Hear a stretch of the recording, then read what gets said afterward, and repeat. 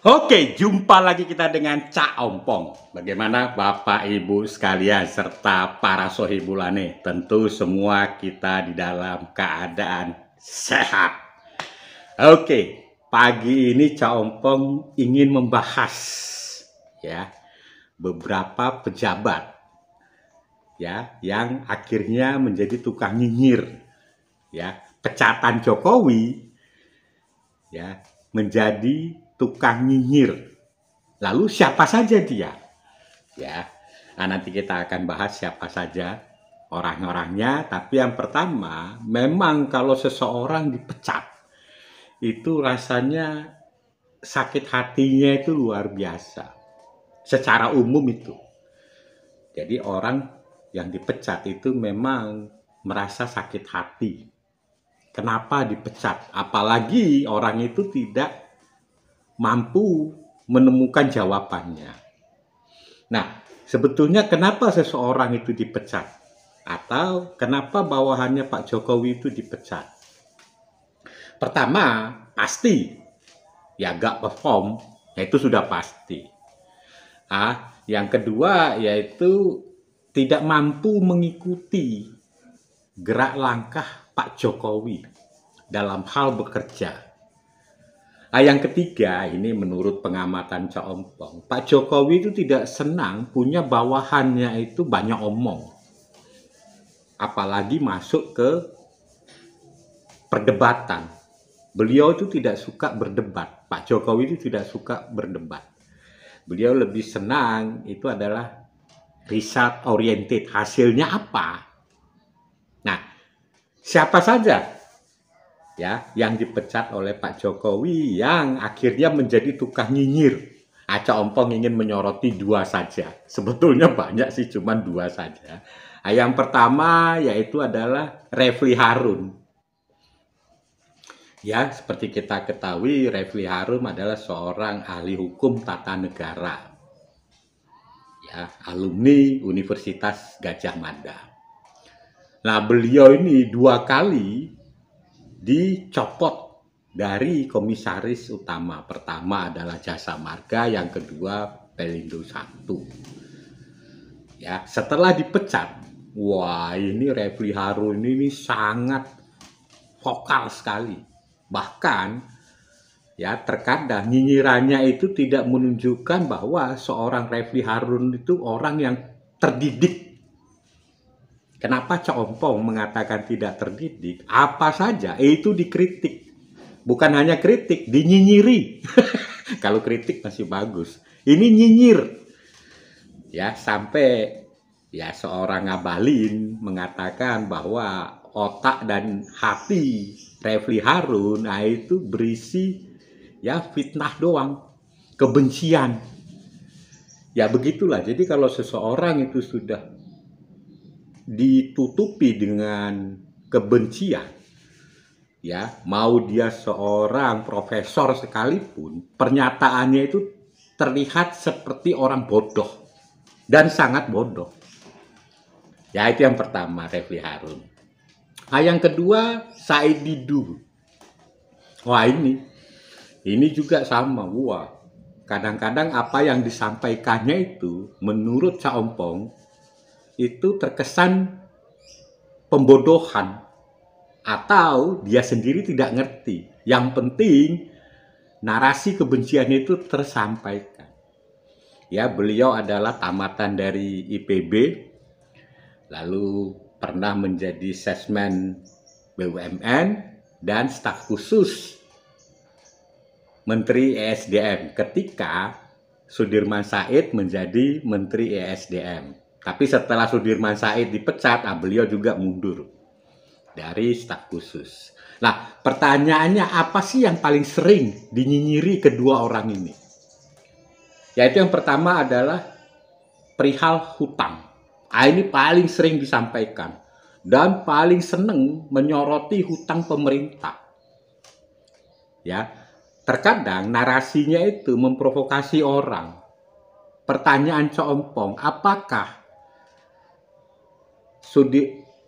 Refli Harun maupun Said Didu mengerti tidak apa itu hutang? Jangan-jangan ya dia sendiri tidak ngerti apa itu hutang. Lalu kalau itu ditulis di laporan keuangan atau balance sheet ya, atau apa namanya statement apa neraca rugi laba, itu posisinya di mana hutang itu? Ya, karena begini, orang hanya berbicara hutang, tapi tidak pernah dibahas mengenai nilai pertambahan aset. Nah, sekali lagi Cak Ompong ulangi, orang sering sekali memprovokasi perihal hutang, tapi tidak pernah membahas nilai pertambahan aset akibat hutang itu. Nah, Cak Ompong bisa ambil satu contoh, misalkan saya punya tanah kosong, lalu saya tidak punya duit, lalu saya pinjam uang dari bank, lalu saya bangun rumah. Ya. Artinya apa? Artinya nilai kekayaan saya itu sudah bertambah dengan saya berhutang. Buktinya apa? Ketika rumah dan tanah itu saya jual, itu harganya jauh di atas tanah kosong. Ya kita bisa melihatlah sekarang ibu kota Nusantara di Kalimantan.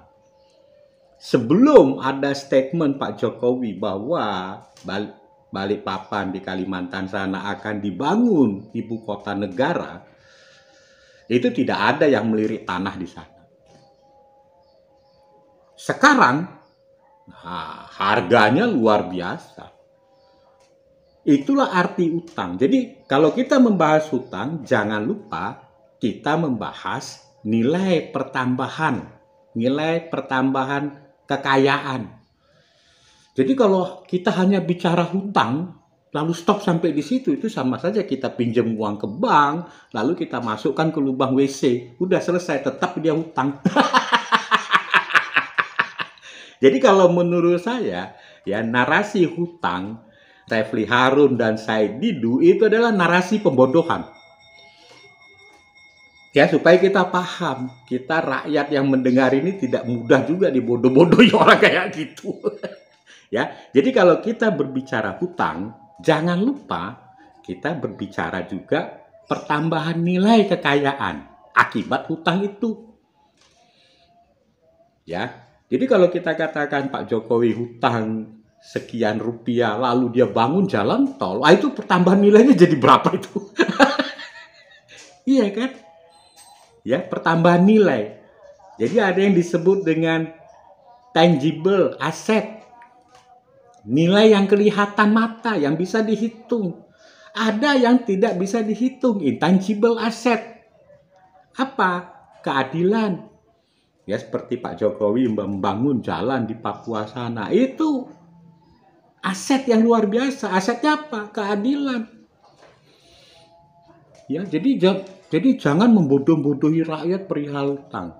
Oke? Itu satu. Yang kedua, mengenai oligarki, ini paling sering disebut-sebut oligarki. Oh Pak Jokowi itu oligarki dan lain sebagainya. Pertanyaannya, siapa sih orang di dunia ini yang hendak berkuasa, dia tidak membentuk satu tim? Anies Baswedan sudah kelihatan oligarkinya. Yusuf Kala, ya kan? Belum lagi dulu yang bosnya Petral itu. Ya kan? Surya Paloh, kalau memang itu nanti jadi. Apa bukan itu bukan oligarki? Termasuk Said Didu dan Refli Harun itu oligarkinya Anies Baswedan. Ya.